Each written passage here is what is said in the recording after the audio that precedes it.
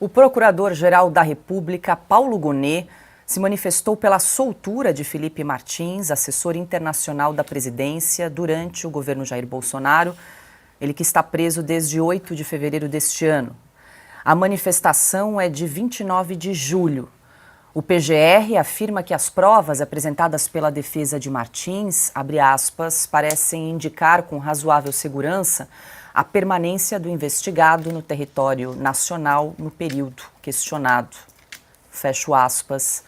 Augusto, mais uma manifestação aí da PGR. Vale lembrar que esse parecer aí do Paulo Gonet, ele reitera, ele confirma um parecer que já foi apresentado lá em 1º de março, quando o Paulo Gonet também se manifestou pela soltura de Felipe Martins, lembrando que ele segue preso aí desde 8 de fevereiro. O Paulo Gonet, vou até perguntar para o Silvio e para a Paula Piotto, se o Paulo Gonet seguiu uma carreira, o histórico dele mostra uma formação aí de integrante do Ministério Público, é isso? Sim. Ele ingressou no Ministério Público e fez carreira. Pois bem, então é um sujeito qualificado para ocupar o posto, embora eu tenha feito várias críticas, e mantenho todas, a atitudes e decisões que ele vem tomando. Mas ele é qualificado para isso aí. O ministro Alexandre de Moraes também ingressou por concurso no Ministério Público, mas ficou conhecido como um promotor que só pedia a condenação do réu. Eu já disse aqui, repito, tive um irmão que foi promotor de justiça, e ele disse o que foi repetido nessa nossa incursão por várias cidades com Sem Filtro na Estrada, foi repetido por uma juíza. Era juíza, né, Paula? O promotora era juíza. De Bauru, exato. Lá em Bauru, Augusto. Foi repetido o seguinte, coisa que eu vi acontecer. O promotor chega para o juiz e diz, olha, eu vou pedir absolvição de tal e tal réu. Isso aí, que aliás foi tão condenado depois da divulgação daquele material hackeado lá que mostrava recados trocados pelos integrantes da Operação Lava Jato, isso aí é o normal. Eles trabalham juntos, são amigos, nada disso tira a independência, nada disso cria uma cumplicidade criminosa, facilita a vida dos dois, esse tipo de atitude. O promotor diz para o juiz diz o que pensa do caso, porque são muitos, e você vai adiantando. Da mesma forma que o promotor pode chegar e dizer, olha, eu vou pedir a condenação, e o juiz chega e diz, olha, eu acho que esse caso precisa ser mais examinado com mais cuidado, mais vagar. Mas bom, agora, eu nunca vi, ninguém viu, um juiz recusar um pedido de absolvição apresentado pelo promotor. Pelo seguinte, quem examina a culpa, o primeiro juiz do caso é o advogado, como ensinou o Sobral Pinto. Depois você tem o promotor. Esse cara aqui fez ou não fez tal coisa. Quando ele diz que não fez, pode ter examinado tudo, o juiz se limita a encampar esse parecer. Não é um promotor público que está opinando sobre esse caso. É o procurador-geral que está achando isso. Quem está recusando é um promotor que só condenado e que nunca foi juiz, até chegar ao Supremo e passar a julgar tudo. Tem muita gente para prender, tem muita multa para aplicar. Como ele disse tratando o R como Lula trata, o R do verbo do infinitivo, foi o que ele disse ao Dias Toffoli, que também não conseguiu ser juiz por concurso. Aí foi reprovado 2 vezes, depois julga tudo agora e faz o diabo. Todas as decisões dele devem ser anuladas porque são erradas, para ser gentil. Pois bem, por que o ministro Alexandre de Moraes não atende imediatamente isso aí, acaba com um caso que envergonha e envergonhará para sempre o Supremo Tribunal Federal? Por que ele não aceita? Ele acha o quê? Que ele é o artista do filme e o durão. Tudo o que ele tem de fazer é prender qualquer acusado, mesmo que provou a inocência. Então é o seguinte, eu vivo dizendo que certos casos aí merecem não o banco dos réus, mas uma camisa de força. É o que ficará definitivamente provado se o Alexandre de Moraes não aproveitar a chance de recuar de um dos avanços mais perigosos que ele já fez e que pode ser definitivamente desmoralizante para ele. Solte imediatamente o Felipe Martins. Ele é um inocente. O Alexandre de Moraes quer que ele conte alguma coisa sobre qualquer pessoa que ele persegue. O Felipe Martins já mostrou que não tem nada a dizer. Provou que a acusação é infundada. O Procurador-Geral da República acha que é hora de soltar imediatamente. Se o ministro Alexandre de Moraes não fizer isso, não atender ao Procurador-Geral, então, olha aqui, joga no time do Maduro mesmo.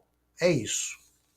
Pois é, Silvia, essa manifestação do PGR é do último dia 29, da última segunda-feira. Agora a gente precisa aguardar o que vai decidir o ministro Alexandre de Moraes. Só lembrando que em 1º de março o PGR já havia se manifestado também e inclusive sugeriu que, em vez da privação de liberdade, da prisão preventiva, que houvessem aí outras alternativas jurídicas como medida restritiva, como retenção do passaporte ou então proibição de sair do país, mas não a privação de liberdade, como ocorre no caso de Felipe Martins.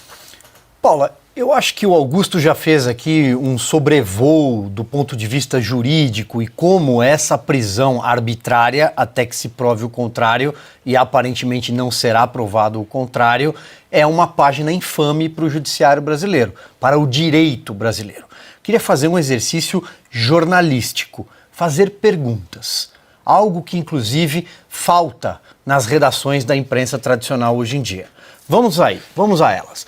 Por que o Felipe Martins está preso? É a primeira pergunta. Porque ele teria viajado para os Estados Unidos, o que não é crime, evidentemente, numa comitiva com o presidente Jair Bolsonaro. O Felipe Martins não viajou aos Estados Unidos. Esta é a resposta. Há provas de que ele não viajou mesmo? Há provas. A companhia aérea brasileira provou que ele viajou de Brasília para o sul do país e lá permaneceu junto da sua namorada, residindo lá. Pois bem, os Estados Unidos têm registro da entrada do Felipe Martins nas datas estipuladas? Aí houve um pequeno ruído, um passaporte antigo, mas ele tem documento de que aquele passaporte, um BO, né? Os Estados Unidos então vão ter que se manifestar. Vamos perguntar para os Estados Unidos. Ele entrou ou não entrou? Queremos uma resposta oficial, de Estado. Ele não entrou. Pois bem, o Felipe Martins tem provas de que estava no Brasil nesse período? Bom, ele tem recibos de que se deslocou, por exemplo, numa empresa de aplicativos. Ele tem recibo de alimentação. Bom, então vamos ouvir de novo o Ministério Público, responsável pela acusação. Já que quem está acusando, afinal de contas? E aí, mais uma pergunta. Quem está acusando? O Judiciário está acusando, porque o Ministério Público já disse que não. Então vamos ouvir de novo, pô. Aí o Ministério Público, o parquê responsável pela acusação, diz: não há elementos. Vamos insistir. Vamos pedir para a companhia de telefone, na data A até a data B, se ele estava nos Estados Unidos. Resposta: não, ele não estava nos Estados Unidos. Bom, então vamos ver se todos aqueles inquéritos, se há alguma materialidade de que ele participou do 8 de janeiro, de alguma forma, ligado a alguém, se ele jogou uma pedra, se ele telefonou. Não achamos nada. A última pergunta é a primeira que eu fiz. Por que o Felipe Martins está preso? Piotto. O Augusto, o doutor Gonê passou em primeiro, inclusive no concurso ao Ministério Público, lá em 1987, ou seja, não há a menor dúvida da competência e do conhecimento jurídico dele, nós nunca duvidamos disso. E em 1988, no ano seguinte, na Constituição, e é sempre bom a gente citar a Constituição de 1988 consagrou o Ministério Público, que até então era até visto como quase que um assistente de acusação, consagrou o Ministério Público como o guardião do Estado Democrático de Direito e o titular da ação penal. O que quer dizer o seguinte: se o Ministério Público não vê motivo para alguém ficar preso, se não vê crime, se não vê nenhuma, o juiz não pode tomar essa decisão por si próprio, porque o juiz está se baseando em quê? Eu tenho ali o trabalho de investigação. O trabalho de investigação, normalmente feito por um grupo de policiais, vai ao Ministério Público. O Ministério Público olha para aquilo. Se ele não está convencido, ele tem até o direito de pedir para que aquilo seja mais bem feito. Aí tudo bem, mas chega até o momento em que o Ministério Público tem que julgar, tem que tomar uma decisão, né? Não julgar, tomar uma decisão. Baseado em todos os fatos, o Ministério Público diz o seguinte, como já tinha dito lá atrás: não vejo razão para essa prisão. Bom, então por que está preso? Baseado em quê? O juiz toma uma decisão de soltura ou de prisão baseado no órgão acusador. Se o órgão acusador, veja só, do ponto de vista meramente semântico, se quem acusa, quem tem a titularidade da acusação, não vê razão para manter preso, como é que um juiz mantém alguém preso? De onde sai esta luz para um juiz tomar essa decisão? O ponto é esse, nós estamos falando só do que é o mais básico na teoria do direito, que está consagrado na Constituição. Esse ponto está consagrado na Constituição. Se eu reconheço o Ministério Público como órgão acusador, o titular da ação penal, é guardião do Estado Democrático de Direito, ou seja, ele não pode fazer nada além do que está previsto na Constituição, e baseado em tudo isso, ele diz: não, essa pessoa não tem que ficar presa, porque ele não vê nada na lei que possa restringir, possa determinar a restrição de liberdade daquela pessoa. Não tem luz a mais, não existe isso, não tem o Espírito Santo que sopra no ouvido de alguém e diz assim: mantém preso porque lá na frente vai aparecer alguma coisa. Não existe, o direito é materialidade. O direito não é presunção. Eu acredito que não, você não acredita em nada, você tem que provar. E por mais que as provas não sejam necessárias dentro da lógica brasileira, até então, se você é acusado, você não tem que provar nada que você é inocente. Quem acusa é que tem que provar. E quem acusou nunca conseguiu comprovar. Ao contrário, o acusado é que provou que não fez nada daquilo que o acusam. A materialidade, tanto é que a PGR reconhece novamente, é que ele não tem culpa, ele não tem que ficar preso. Nós estamos falando das coisas mais graves que pode acontecer a alguém dentro, aliás, é a mais grave no Brasil porque não temos pena de morte. Então é a restrição de liberdade. Você só vai à restrição de liberdade no limite. Ou seja, quando não tem nenhuma outra medida cautelar ou quando a lei permite dessa maneira. A razão da prisão do Felipe Martins e da continuidade da prisão dele por 5 ou 6 meses, é isso? 6 meses para completar na semana 6 que vem, meses. Piotto. Ou seja, não tem materialidade. Se não tem materialidade, é ilegal, é arbitrário e é um absurdo. Quer dizer, o PGR está satisfeito com a apresentação das provas da defesa de Felipe Martins, no sentido, sim, foi justificado e, portanto, ele deve ser posto em liberdade. A gente vai aguardar para ver qual vai ser o argumento jurídico do ministro Alexandre de Moraes para se manifestar, para decidir em relação a esse parecer do PGR. E que seja rápido, né? Porque nós estamos falando de alguém que exatamente. que está tem urgência, está privado de liberdade. Numa cautelar.